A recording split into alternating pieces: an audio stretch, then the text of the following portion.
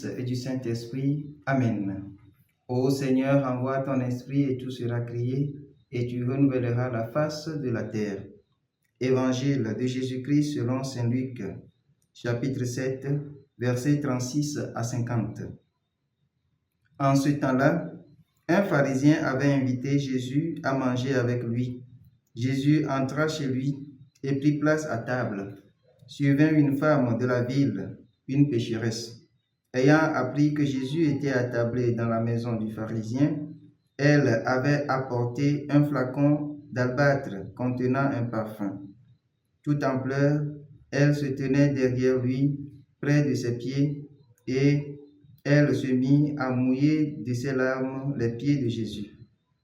Elle les essuyait avec ses cheveux, les couvrait de baisers et répandait sur eux le parfum.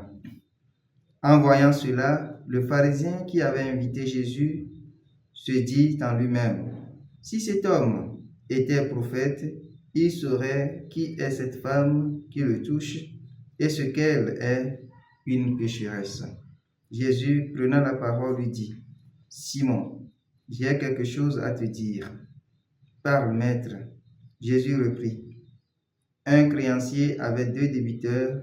Le premier lui devait 500 pièces d'argent, l'autre 50. Comme ni l'un ni l'autre ne pouvaient les lui rembourser, il en fit grâce à tous 2. Lequel des 2 l'aimera davantage? Simon répondit, « Je suppose que c'est celui à qui on en fait grâce de la plus grande dette. » « Tu as raison, lui dit Jésus. Il se tourna vers la femme et dit à Simon, « Tu vois cette femme? Je suis entré dans ta maison et tu ne m'as pas versé de l'eau sur les pieds.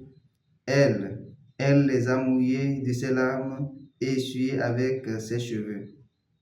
Tu ne m'avais pas embrassé. Elle, depuis qu'elle est entrée, n'a pas cessé d'embrasser mes pieds. Tu n'as pas fait d'onction sur ma tête. Elle a répandu du parfum sur mes pieds. Voilà pourquoi je te le dis.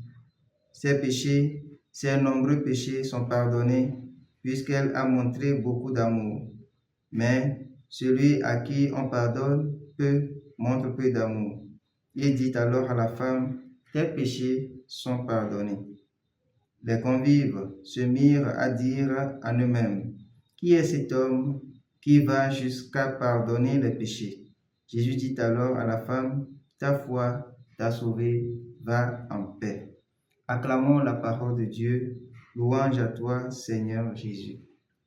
Bien-aimés dans le Seigneur, aujourd'hui, jeudi 18 septembre de la 24e semaine du temps ordinaire, les textes que l'Église nous propose de méditer en ce jour nous invitent à faire l'expérience du pardon de Dieu, un pardon qui découle de l'amour sans faille que nous avons envers lui.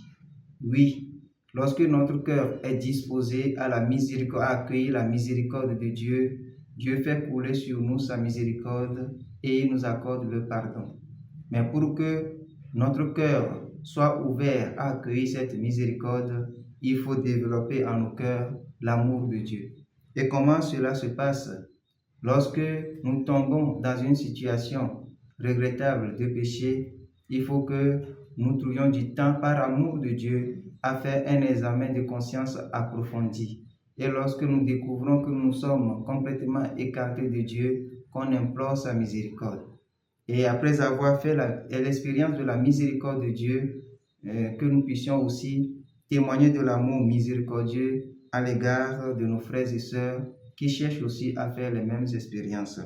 L'attitude de Jésus dans l'Évangile nous donne de comprendre que le regard de Dieu n'est pas un regard des humains. Dieu voit au-delà de nos pensées. Dieu voit et agit au-delà de nos manières d'agir.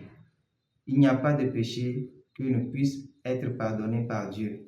S'il y a encore des chrétiens qui vivent plusieurs formes d'emprisonnement dans le péché, qu'ils retrouvent le courage, par amour de Dieu, à aller vers ce sacrement de la réconciliation et à faire l'expérience de la miséricorde de Dieu, pour qu'en retour, ils deviennent aussi miséricordieux à l'égard de leurs frères.